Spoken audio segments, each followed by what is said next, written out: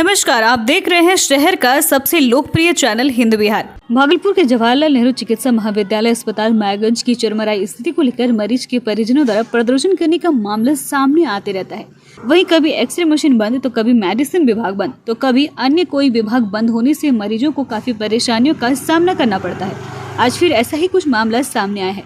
दूर दराज से आए मरीज अपने इलाज के लिए घंटों रोते भी लगते, तड़पते, दर्द से कहराते दिख रहे थे, लेकिन रजिस्ट्रेशन काउंटर सुबह से ही बंद था। वहीं अस्पताल के अधिकारियों से जब बात की जाती है तो उनका साफ तौर पर कहना होता है कि अभी लिंक फेल है, अभी कुछ भी नहीं हो सकता।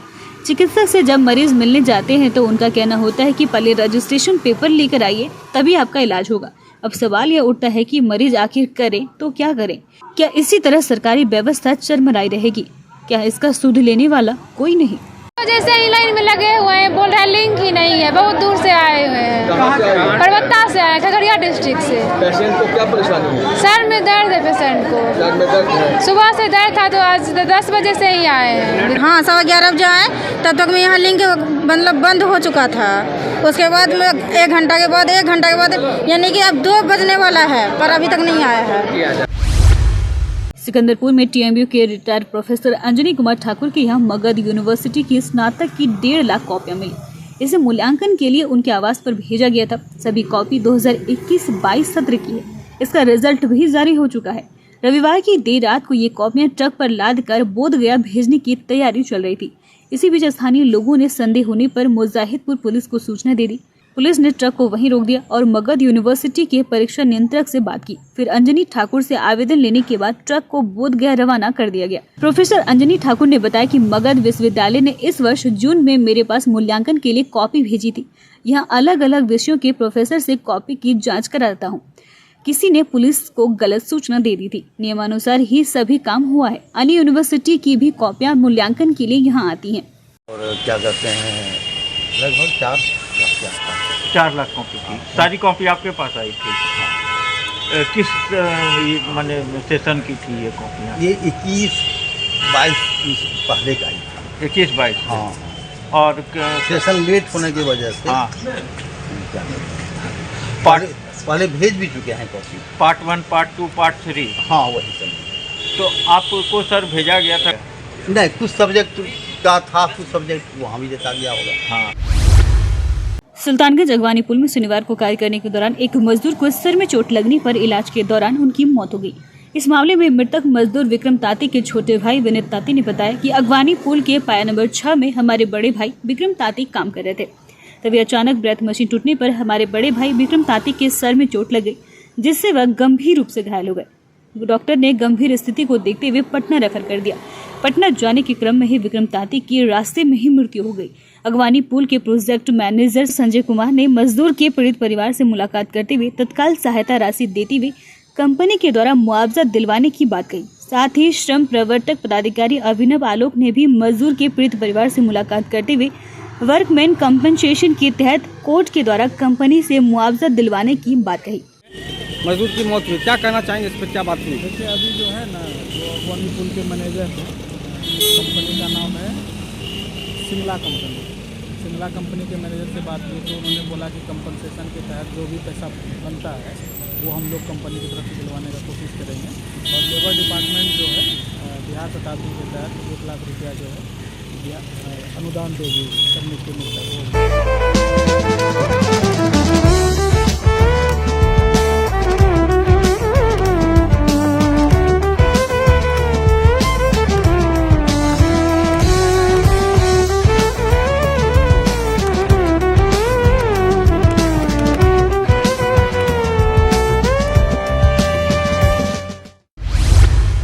भागलपुर में एक नवजात बच्चे का छत विछत शव बीच सड़क पर देखा गया। मामला भागलपुर के जोगसर थाना क्षेत्र के एसएम कॉलेज रोड स्थित काली स्थान के पास का है।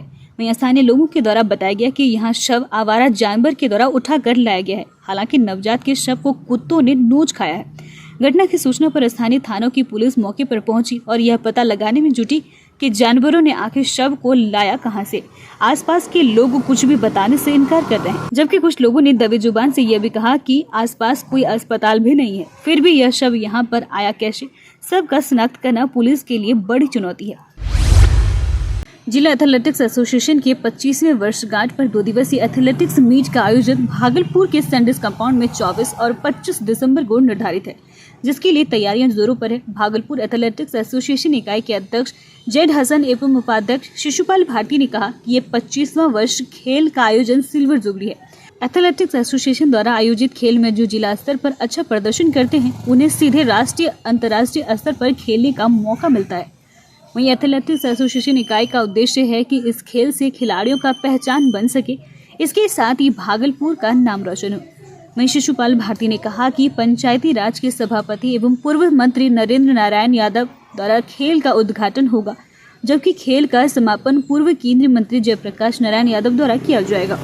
तैयारी सिल्वर जुबली एथलेटिक एसोसिएशन का जो मीट है 2024, तैयारी काफ़ी जोर शोर से चल रही है और इस तैयारी में हम लोगों के द्वारा भी सैंडिस कंपाउंड में सभी व्यवस्थाएं पूरी करने की प्रक्रिया प्रारंभ कर ली गई है। और जहां तक रजिस्ट्रेशन का बात है, कल से रजिस्ट्रेशन प्रारंभ हो गया है 15 से ही, और दोनों जगह पे रजिस्ट्रेशन हो रहा है। 2 बजे से लेकर 5 बजे तक बच्चे आ रहे हैं, रजिस्टर्ड हो रहे हैं। जो भी शैक्षणिक संस्थान है, प्राइवेट, सरकारी, उसके अलावे जो कॉलेजेज हैं या ओपन क्लब्स जो इसमें पार्टिसिपेट करना चाहते हैं, सभी लोगों को हम लोगों ने आमंत्रण भेजा है अपने माध्यम से। और हमारे सेक्रेटरी नसर साहब, उपाध्यक्ष शिशुपाल जी, अन्य सभी लोग, अकरम साहब, मुरारी जी, सभी लोग लगे हुए हैं इस काम में। और उद्देश्य यही है कि भागलपुर के जो युवा हैं, जो खेल के प्रति अपना आस्था रखते हैं और खेल के माध्यम से, आप सभी को जानकारी है कि पिछले बार भी हम लोगों ने इस बात की चर्चा की थी कि अब बिहार में खेल के भी नौकरी ली जा सकती है।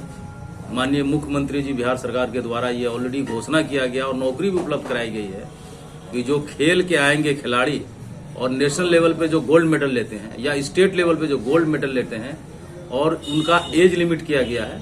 और डायरेक्ट आप देखेंगे कि पुलिस में बहाली हो रही है, सरकारी कार्यालय में बहाली हो रही है, सब इंस्पेक्टर में बहाली हो रही है। इवन के कुछ जो इंटरनेशनल गेम्स खेले हैं, उनके डीएसपी की भी नियुक्ति की प्रक्रिया प्रारंभ हुई है। आप देख रहे थे लोकप्रिय चैनल हिंद बिहार। ऐसे ही प्रमुख खबरों के लिए चैनल को यूट्यूब पर सब्सक्राइब करें एवं फेसबुक, इंस्टाग्राम, ट्विटर पर भी फॉलो करें। धन्यवाद।